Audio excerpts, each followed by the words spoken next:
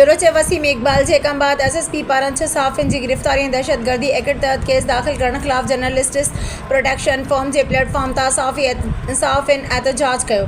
साफ़िन media form press club का DC चौक ताईं एहतजाज मार्च किया। पुलिस साफ़ी ज़ुबैर अबड़ो के गिरफ्तार कर अणजातल हंध मुंतकिल कर छड़ियो।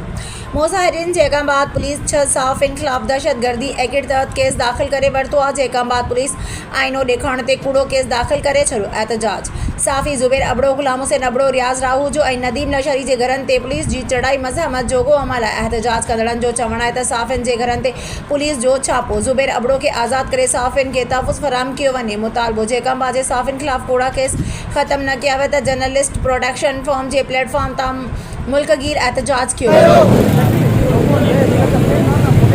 जुल्म के सामने हम नहीं मानते, जुल्म के सामने हम नहीं मानते। कोई नहीं गिरा।